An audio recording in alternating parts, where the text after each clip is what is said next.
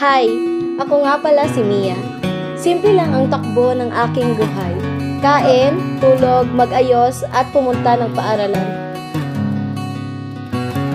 Hanggang sa nakilala ko si Ken, matahimikin at matulungin siyang tao. May lihim rin akong pagtingin sa kanya.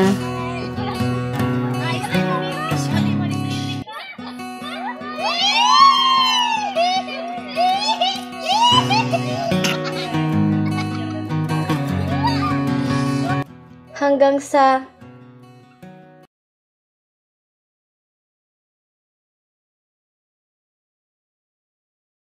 pwede bang mangligaw sa'yo?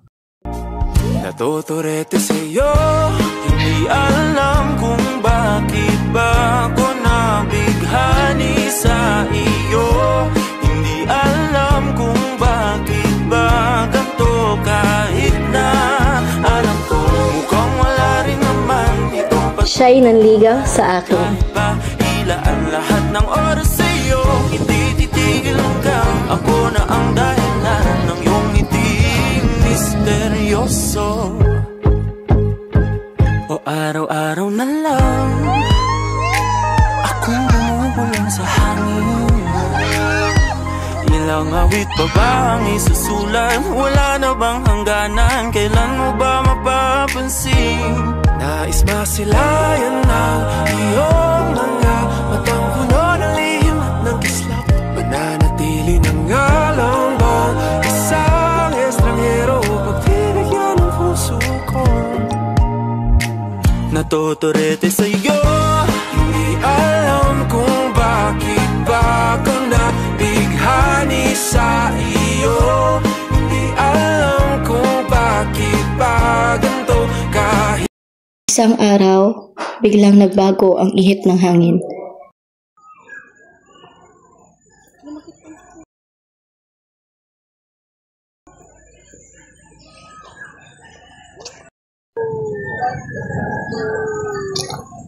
Marga, ba't ka umiyak? Anong problema sa'yo?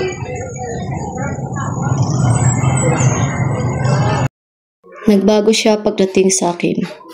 Hindi ko alam kung ano ang problema naming dalawa.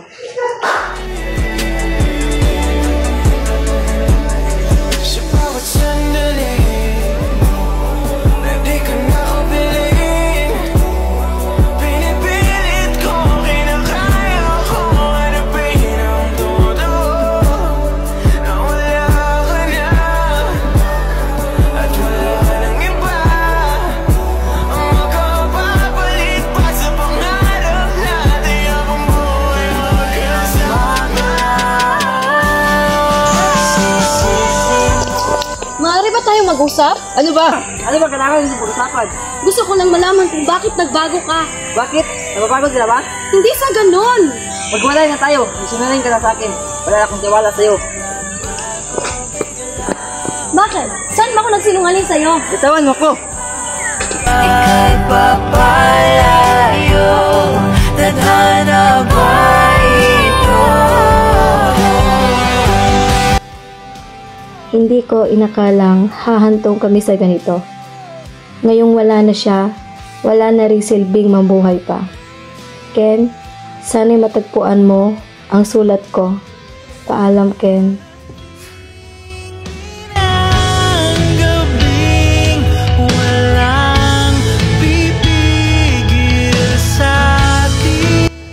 Masakit man para sa akin, pero kailangan na kitang palayain nang maging tahimik na rin ang nagdurugo kong puso.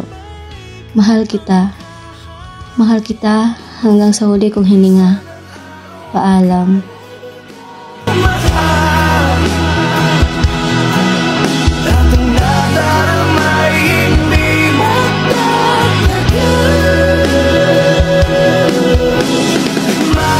Hindi malamang dahilan, biglang humigat ang aking damdamin ko.